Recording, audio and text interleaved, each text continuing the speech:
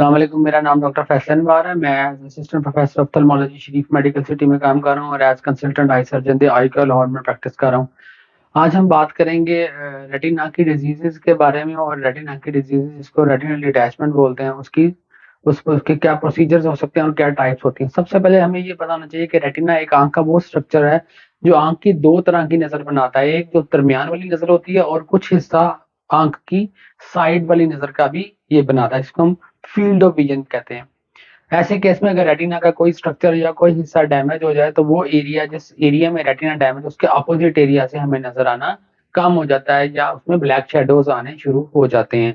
तो रेटिना की तीन टाइप्स होती हैं डिटैचमेंट की, जिसके अंदर हम देखते हैं। सबसे पहले आती है आपकी डायबिटीज वाली, यानी वो पेशेंट जिनके डायबिटीज थी और उनके अंदर रेटिनल डिटैचमेंट डेवलप हुई है, उनको हम ट्रैक्शनल रेटिनल डिटैचमेंट बोलते हैं। उनके अंदर पहले आंख में खून आने की हिस्ट्री होती है, आंख में बार बार ब्लीडिंग की हिस्ट्री होती है, जिसके लिए वो इंजेक्शन भी लगवाते रहते हैं और आंख में लेजर भी करवाते हैं।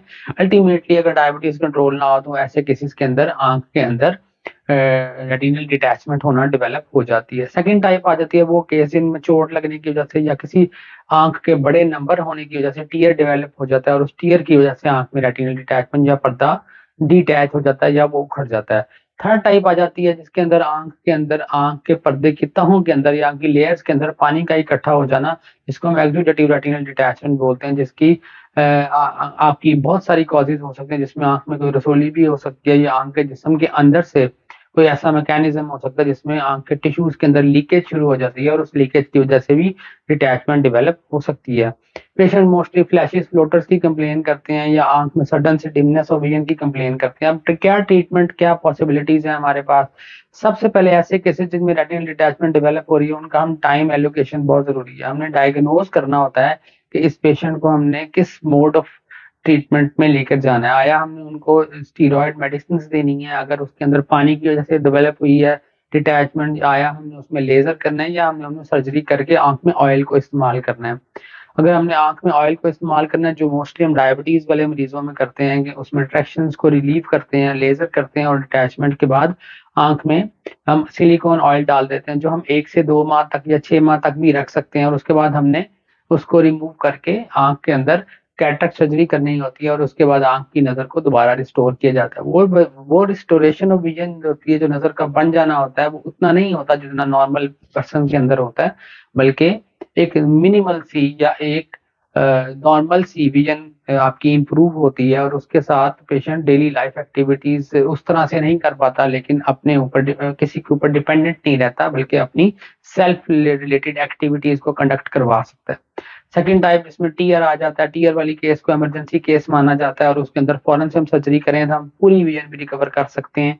ऐसे केसेस के अंदर हम गैस का भी इस्तेमाल करते हैं, हम ऑयल का भी इस्तेमाल करते हैं। ऑयल को फिर बाद में रिमूव करते हैं और फिर आंख में लेंस डाल के आंख की नजर को बढ़ाया जाता है। थर्ड टाइप आ जाती है हमारे पेशेंट्स की जिनमें हम मेडिसिन दे के रेटिनल डिटैचमेंट को जो कि एक्सुडेटिव आती है उसको हम सेटल डाउन करने की कोशिश करते हैं। अगर वो इस तरह के कॉज की वजह से डेवलप हुई है जिसमें हम मेडिसिन से ठीक कर सकते हैं, अगर वो ठीक ना हो रही हो तो फिर हमें उसके अंदर भी सर्जिकल ऑप्शन को कंसिडर करना पड़ जाता है। ऐसे पेशेंट्स में क्या प्रोग्नोसिस होता है, क्या आउटकम होता है। देखें जी, ऐसे पेशेंट्स के अंदर जो कि रेटिनल डिटैचमेंट टीयर की वजह से क्रिएट हुए और उन्होंने अर्ली सर्जरी करवा ली है, उनमें तो विजन बहुत अच्छी बन जाती है और जल्दी रिकवरी हो जाती है। जो केसेस डायबिटीज के होते हैं उनमें विजुअल रिकवरी अच्छी नहीं होती और उनमें एक लिमिटेड सी विजन हमें इम्प्रूव मिलती है। बाकी विजन जो लॉस हो चुकी होती है या विजन लॉस इनका डेवलप हो चुका होता है जो कि डायबिटीज की वजह से हुआ होता है, उसको हम रिकवर नहीं कर पाते। सिर्फ वो विजन जो रेजिडुअल या बची हुई नजर होती है हम उसको ही बचा पाते हैं, ताकि पेशेंट को ब्लाइंड होने से बचाया जा सके। उसमें बार बार रिपीटेडली हम लेजर के सेशंस को कंडक्ट करते हैं।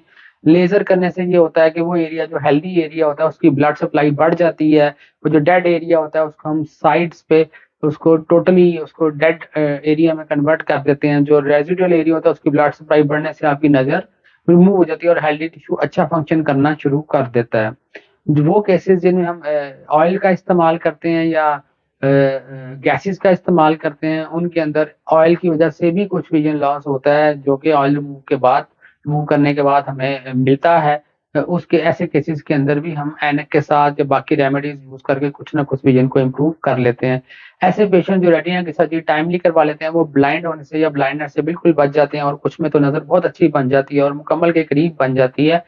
रेटिनल डिटैचमेंट को हम 2 तरीके से करते हैं, एक आँख के अंदर जाके करते हैं जिसमें हम विट्रेक्टमी प्रोसीजर को कंडक्ट करते हैं और ऑयल या गैसेस का इस्तेमाल करते हैं। ये एक 1 घंटे से लेकर 1.5 घंटे की सर्जरी होती है जिसमें हम करते हैं, जो कि patient to patient time vary करता है। अगर फ्रेश रेटिनल डिटैचमेंट का केस है तो हम 45 मिनट्स में भी उसको कंडक्ट कर लेते हैं, और अगर ये पुरानी रेटिनल डिटैचमेंट है या डायबिटीज से रिलेटेड रेटिनल डिटैचमेंट डेवलप हुई है तो ऐसे केस के अंदर हमें 1.5 से 2 घंटे भी लग सकते हैं, क्योंकि ये केसेस बहुत फाइब्रोटिक होते हैं, इनमें बहुत ज़्यादा अंदर टिश्यू को बहुत ज़्यादा मैनिपुलेशन हुई होती है, ब्लड वेसल्स बनी होती हैं और इसको रिमूव करना मुश्किल होता है। ऐसे केसेस जिनमें हम रेटिनल डिटैचमेंट सर्जरी को 1 हफ्ते के अंदर-अंदर या 1 वीक के अंदर कंडक्ट कर देते हैं, उनका प्रोग्नोसिस बहुत अच्छा होता है, उनके फोटोरिसेप्टर सेल्स रिकवर कर जाते हैं और उनकी नज़र रिस्टोर हो जाती है। ऐसे पेशेंट जिनकी सर्जरी को 1.5, 2 या 3 माह हो चुके होते हैं, उनमें सर्जिकल आउटकम इतना अच्छा नहीं होता और उनमें हमें दूसरे तरीके इस्तेमाल करके, जिसमें आपका एन का नंबर या लेंस की रिप्लेसमेंट के बाद कुछ ना कुछ इम्प्रूवमेंट लाने की कोशिश करते हैं। दूसरा जो इम्पोर्टेंट पॉइंट है इसके अंदर वो है मैकुला। मैकुला वो आँख का स्ट्रक्चर होता है जो आँख के पीछे से दरमियान वाली नज़र को बनाता है। अगर वो एरिया आपका डैमेज हो गया है तो आपकी विजुअल प्रोग्नोसिस अच्छी नहीं होगी। आपने अपने सर्जन से पूछना है क्या मेरा मैकुला हेल्दी था? अगर वो कहते हैं कि नहीं, बिल्कुल भी हेल्दी नहीं था, तो आपकी आपकी होप्स काफ़ी हद तक कम रह जाएँगी, और अगर आपका मैकुलर एरिया पार्शियली हेल्दी था तो भी आपकी होप्स अच्छी रहेंगी, और अगर मुकम्मल तौर पे हेल्दी था, सिर्फ साइड्स पे रेटिनल डिटैचमेंट थी, तो आप मुकम्मल तौर पे विजन को रिस्टोर कर सकते हैं। सक्सेसफुल रेटिनल सर्जरी क्या होती है? सक्सेसफुल रेटिनल डिटैचमेंट सर्जरी में 3 फैक्टर्स आते हैं। एक, आपकी रेटिना का जुड़ जाना या आपके रेटिना का अपनी जगह पर अटैच हो जाना। सेकंड, आपकी आँख के अंदर हीलिंग प्रॉपर्ली हो जाना, आपका टाइमली आँख का हीलिंग हो जाना, और थर्ड, आपके फॉलो अप विजिट्स पे, हर विजिट पे आपकी नज़र का इम्प्रूव होते जाना। ये एक रेटिनल डिटैचमेंट सर्जरी होती है। अब एक पीवीआर प्रोसीजर होता है, प्रोलिफरेटिव विट्रोरेटिनोपैथी। वो क्या होता है? जिस तरह हम सर्जरी को डिले करते जाते हैं, आँख के अंदर पर्दा खुश्क होता जाता है और उसके नीचे जो फ्लूइड होता है वो ड्राई होता जाता है। याद रखें, अगर पर्दे के अंदर हरकत या फ्लूइड ड्राई हो गया या हरकत खत्म हो गई, तब हम आँख के अंदर सर्जरी कंडक्ट कर भी लें तो हम विज़न को नहीं बढ़ा पाएँगे। तो ये तो थी कुछ इंपॉर्टेंट इन्फॉर्मेशन रेटिनल डिटैचमेंट, उसकी टाइप्स और उसके प्रोसीजर के बारे में। उम्मीद है आपको इससे फ़ायदा होगा। Thank you very much.